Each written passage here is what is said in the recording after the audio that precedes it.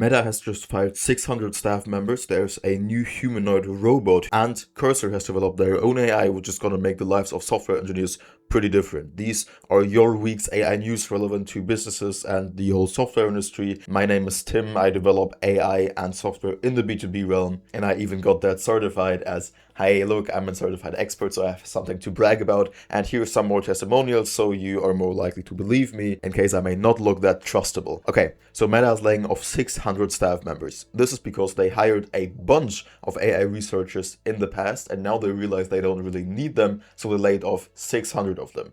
This is not necessarily new in fortune companies, right? We know that Elon Musk, as he took over Twitter, has laid off a lot of staff members as well and shrunk the team down immensely, which has made it more efficient from that point onward. So it is something of the future to tell us whether this was a good decision from Meta and whether this made them more efficient and now they can develop better products, or if this was a bad idea. But the only thing we know now for sure is that they have laid off 600 members of staff. News number 2 for the week, there's a new humanoid robot. This is not so much relevant to business or software or anything, it is just a huge next step in the direction of humanoid robots. Neo, which is the name of the robot, can make household stuff, it can clean things, it can sort your stuff and make these basic household tasks. It is language controlled, so it can talk to it and it gets better over time, so it can learn actively. Anthropic is integrating their model Claude into Excel, and it can basically do what you would imagine an AI which is integrated into Excel can do.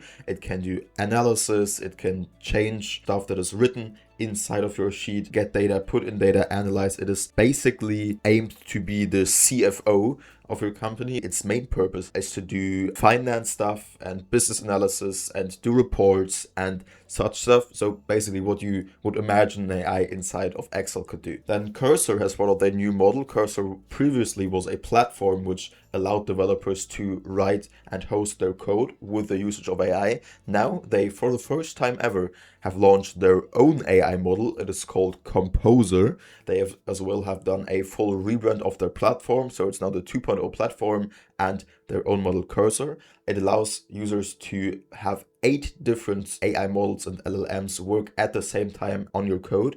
It is nearly flawless and can do basically any task within under 30 seconds, and it is 4 times faster with those numbers than any other competitive LLM out there. As well, there's a new AI chip. It is developed by the company Xtropic, which is a startup. The chip is called Z1 and will come out in 2026. Its main purpose is to reduce the energy usage of AI tremendously. So its sole purpose is to go for efficiency and to be a lot more efficient than other chips to reduce the whole energy usage. But for that, it is changing the effectiveness and the precision of the model, so they are not as reliable with this. Hallucinations happen more often, but they shrink down the energy usage.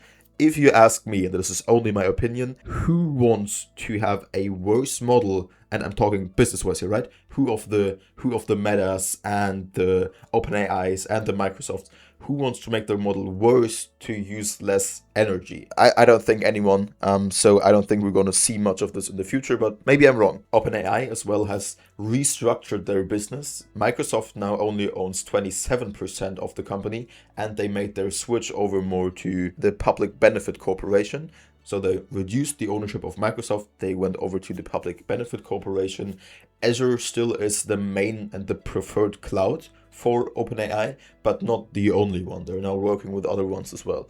As well, they took some of the researchers that Meta fired, so some of the 600 now work for OpenAI. As well, this is not from this week and you probably already know it, but Sora 2 is out, the new video generation model of OpenAI. It is extremely expensive in GPU and energy usage. It is extremely realistic as well. Thank God they have a watermark on there so you can be better able to tell whether this is with Sora or not. Right now, it is mainly used for more or less relevant or entertaining TikTok videos. And I'm not too much of a fan because as a business person, I don't see really relevance for this. It is basically just used for TikTok and for fake news, sadly. Okay, now I have 3 more AI tools that came out recently, which you might be interested in. The first one is Composer by Cursor. We spoke about this previously. 8 models that run at the same time, 4 times as fast as other models, everything done within 30 seconds. Seems promising.